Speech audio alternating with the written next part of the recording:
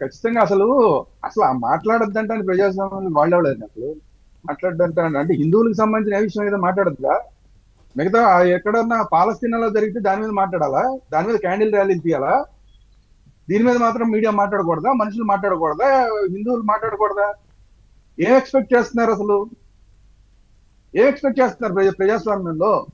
హిందువులు అసలు ఈ దేశంలో మనుషులు అనుకుంటున్నారా, మనుషులు అనుకోవట్లేదా? హిందువులకు సంబంధించిన ఏ విషయం మీడియా మాట్లాడకూడదా? దీనికి మళ్ళీ కోర్టులో కేసులు వేస్తారా? చూద్దాం ఏ కోర్టు ఏం చెప్తుందో చూద్దాం. సుప్రీంకోర్టు దాకా అవకాశాలు ఉన్నాయి. కొన్ని చోట్ల కొన్ని తప్పుగా నిర్ణయాలు ఎక్కడ వస్తే రావచ్చు. కానీ ప్రజాస్వామ్యంలో హిందువుల గురించి మాట్లాడొద్దు, హిందువులకు ఏదైనా జరిగితే మాట్లాడొద్దు అని చెప్పే వాళ్ళని ప్రజలే అర్థం చేసుకుంటారు. వీళ్ళని ఎలా అర్థం చేసుకోవాలనేది. తర్వాత ఇప్పుడు నాకు ఇంకో రకంగా అదృష్టం, ఈ రోజు ఇంకా మన కొడాలి నాని గారు ఇంకా యాక్టివ్ అయినట్లేదు. ఆయన కనుక ఇంకా యాక్టివ్ గా ఉంటే మా పరిస్థితి ఇంకా దారుణంగా ఉండేది. ఈ రోజు కనుక ఇలా మాట్లాడితే ఏమయ్యా మీకు అసలు బుద్ధి ఉందా లేదా? ఏం పోయింది ఇది? అవే అట్ట మొక్కలే కదా అని మాట్లాడేవాడు ఆయన. అక్కడ పడేస్తే ఏమైంది? మండల్లో పారిపోతే ఏమైంది? అవి కాగితాల ముక్కలు అట్ట ముక్కలే కదా అని మాట్లాడేవాడు ఆయన. అంతే స్థాయిలో దాని గురించి ఆలోచిస్తున్నారు వీళ్ళు. అది బాధ. ఇప్పుడు ఆ రోజు మనందరం ఇంత బాధపడుతున్నాం, అక్కడ పారేసిపోయారు. అరే ఏంటిది, వెంకటేశ్వర స్వామిని ఆసరాగా తీసుకుని వచ్చారు, మళ్ళీ ఆయన్ని అక్కడ పారేసిపోయారు అని మనం బాధపడుతుంటే వీళ్ళ స్థాయి ఎలాగుందంటే అదేదో అట్ట మొక్క, అదేదో కాగితం మొక్క అన్న స్థాయిలో ఉంది. కాబట్టి దీని మీద ఇందాక మన మిత్రులు గుర్తు చేసినట్టు చంద్రబాబు నాయుడు గారు పవన్ కళ్యాణ్ గారు పక్కన పెట్టి పవన్ కళ్యాణ్ గారు ఏదో మాట్లాడితే అబ్బాయి ఇది అసలు డబ్బులకు సంబంధించిన విషయం కాదు, దీని మీద చాలా విషయం ఉంది.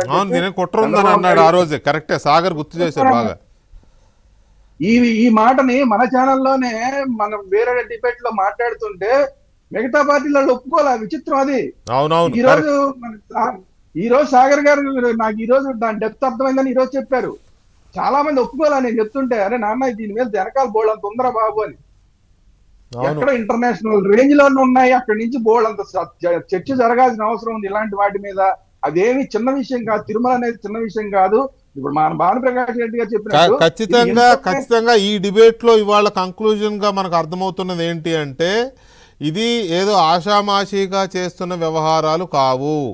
తిరుమల విషయంలోనూ వెంకటేశ్వర స్వామిని అడ్డం పెట్టుకొని హిందూ మతం మీద జరుగుతున్న ఒక పెద్ద కుట్రగానే అనిపిస్తోంది తప్ప ఏదో ఆషామాషిగా చేస్తున్న చిన్నపిల్లల చేష్టలు అయితే కావివి.